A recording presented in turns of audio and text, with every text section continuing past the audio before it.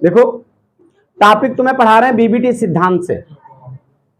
बेटा बीबीटी सिद्धांत से आप कैसे हल करोगे इसको, ना उसकी संरचना आप कैसे पता करोगे, चुंबकीय प्रकृति कैसे पता होगी। तो देखिए आपको कल एक प्रश्न दिया था हमने NiCO का होल 4। अब इसकी हमें आकृति और बेटा आकृति और चुंबकीय आघूर्ण बताना है बैलेंस बॉन्ड थ्योरी के द्वारा, बीबीटी सिद्धांत के द्वारा। तो आप देखो कैसे हल करोगे, पहले समझना। सबसे पहले बताओ क्या निकालोगे, बताओ ऑक्सीकरण संख्या। क्या निकालोगे बेटा, बीबीटी सिद्धांत। देखो ध्यान समझ लीजिए इसको, ऑक्सीकरण संख्या निकालोगे बेटा, Ni को क्या मानोगे x। अच्छा CO बेटा क्या होता है, उदासीन लिगेंड। कैसा लिगेंड होता है, उदासीन की 0 बराबर 0, क्योंकि कोई आवेश नहीं है तो x बराबर क्या आएगा 0। बराबर में 0 क्यों लिखा, क्योंकि ऊपर कोई भी आवेश नहीं है। अगर 2 प्लस होता तो हम लोग लिख देते बराबर में प्लस का 2। अब बेटा कुछ नहीं है तो बराबर में लिखोगे कुछ नहीं का मतलब 0। क्या इतना समझ में आया। अब लिखोगे इसका IUPAC नाम। बेटा एक एक बात को ध्यान समझना, IUPAC नाम सबसे पहले किसके नाम बेटा, लिगेंड के नाम। लिगेंड कितने हैं, 4 का नाम क्या होगा, टेट्रा। अच्छा CO का नाम क्या होता है, कार्बोनिल। क्या नाम होता है, टेट्रा कार्बोनिल। Ni का नाम बताओ क्या होगा, निकिल। क्या होगा बेटा, ऑक्सीकरण संख्या क्या है 0, तो रोमन गिनती में क्या लिख दोगे 0। तो दिक्कत। अब यहाँ पे लिखोगे इलेक्ट्रॉनिक विन्यास। क्या लिखेंगे बेटा, इलेक्ट्रॉनिक विन्यास। इलेक्ट्रॉनिक विन्यास पे ध्यान दीजिए। अब देखो निकिल है बेटा, निकिल क्या है, निकिल Ni। निकिल का परमाणु क्रमांक कितना होता है, 28।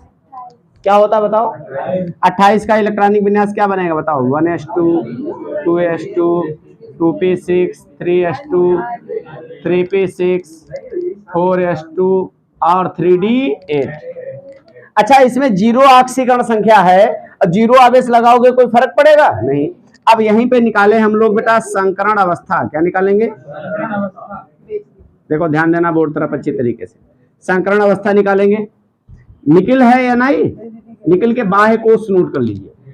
बाह्य कोश में छोटे कक्षक को पहले, बड़े कक्षक को बाद में। क्या होगा बताओ, 3d8 और 4s2। सबसे पहले कौन सी अवस्था दिखाएं, सामान्य अवस्था। कौन सी अवस्था, सामान्य अवस्था। इधर अब देखिए सामान्य अवस्था में बताओ D के कितने कक्षक होते हैं, 5 कक्षक, 1 2 3 4 और 1 5। यस का 1, ये 3d हो गया, ये 4s हो गया। अब बताओ D के कितने इलेक्ट्रॉन है, 8 इलेक्ट्रॉन भरिए इनमें। सबसे पहले स्पिन अप, 1 2 3 4 5 के बाद 6 7 और 8, 8 भर गए। अच्छा अब कौन सी अवस्था आएगी, उत्तेजित अवस्था। कौन सी अवस्था बेटा, उत्तेजित अवस्था। अच्छा D के कितने कक्षक हैं बताओ, 5 कक्षक लिख लिए, ठीक। 3d हो गया, फिर 4s हो गया। अब यहाँ पे समझना, उत्तेजित अवस्था का मतलब आपके पास लिगेंड आएंगे। लिगेंड हैं कितने, 4। और लिगेंड बेटा CO कौन सा लिगेंड होता है, प्रबल लिगेंड। प्रबल लिगेंड आपको लिखवाए हैं बेटा, ध्यान देना उनमें। प्रबल लिगेंड क्या है, CO कौन सा लिगेंड है बेटा, प्रबल लिगेंड। बात क्लियर है। अच्छा प्रबल लिगेंड इलेक्ट्रॉनों का हमेशा क्या करता है, युग्मन करता है। इलेक्ट्रॉनों का हमेशा युग्मन करता है, जोड़े बना देता है। तो इसको इलेक्ट्रॉन को क्या कर देगा, युग्मित कर देगा। अच्छा यस में बताओ कितने हैं इलेक्ट्रॉन, 2। यस में भी 2 भर दीजिए। अब युग्मन का मतलब क्या होगा, ध्यान देना अच्छी तरीके से। अब देखिए बेटा यहां पे समझना अच्छी तरीके से। अब देखो 2 इलेक्ट्रॉन भर दीजिए सब में, 2 डबल जोड़े में भरना 2। अच्छा अब देखो 6 भर गए, ये वाले 2 एक में ही हो जाएंगे, 8 थे 8 हो गए। इस वाले खाने में 4s के इलेक्ट्रॉन भी 3d में आ जाएंगे। जब युग्मन होगा तो ये इलेक्ट्रॉन यहां से उठ के किसमें आ जाएंगे, 3d में। अब ये 2 आ जाएंगे इसमें, ये पूरा 4s यहां से क्या हो जाएगा, खाली हो जाएगा। अच्छा बताओ लिगेंड हमारे पास कितने हैं, 4।